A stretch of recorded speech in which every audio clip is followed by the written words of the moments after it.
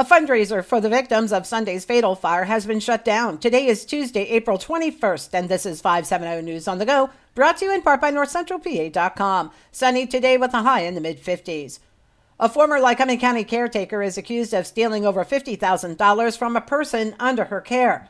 According to the Sun-Gazette, the elderly victim had moved into the Pennsdale home of 63-year-old Marie Lorimer with the understanding she would be his full-time caretaker.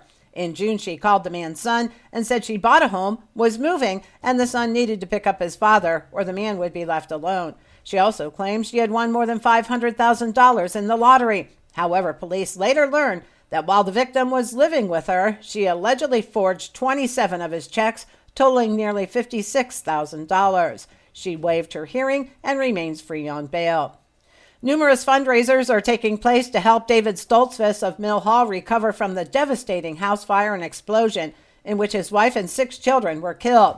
The Howard Fire Company is raffling off an Amish buggy ride for 2 people. Proceeds will benefit David Stoltzfus. Several Mill Hall area businesses have also set up donation boxes. However, a GoFundMe page that had been set up was shut down yesterday after the organizer claimed it was due to conflict and alleged misinformation. That page had already raised over $11,000.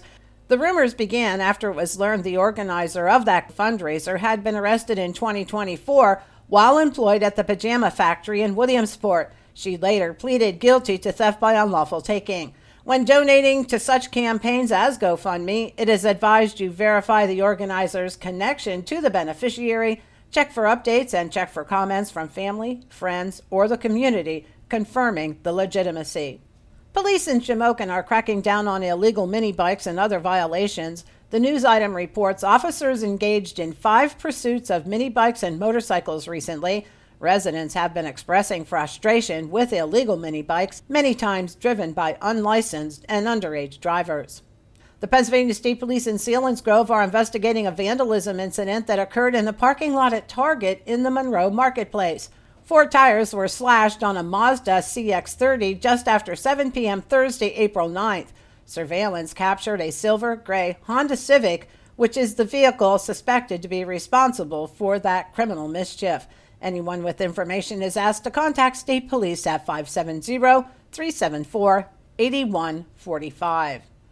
A state appellate court has ruled that Pennsylvania's ban on state Medicaid dollars paying for abortion care for low-income women is unconstitutional. The Commonwealth Court said the ban violates the Pennsylvania Constitution's Equal Rights Amendment. The case could still be appealed up to the state Supreme Court. Over 1,000 runners took part in this year's annual Heiner Challenge. 391 participants ran the 50K, while 843 took part in the 25K. The Heiner Challenge in the Sproul State Forest has become a premier trail run. The course is known for its steep technical climbs and scenic vistas. And visitors coming to Penn State's Blue and White game this weekend can also get a sneak peek into the new Happy Valley Casino at the Nittany Mall. The 2-day preview is set up for Saturday and Sunday from 2 until 10 p.m. The test days are part of a required trial run overseen by the Pennsylvania Gaming Board. Attendees will help staff fine-tune the overall gaming experiences. The casino has 600 slot machines, 30 live table games, a full-service restaurant, a bar, and quick-serve dining option. For the latest in news and events, head on over to NorthCentralPA.com. I'm Liz Brady, and you're up to date with 570 News on the Go.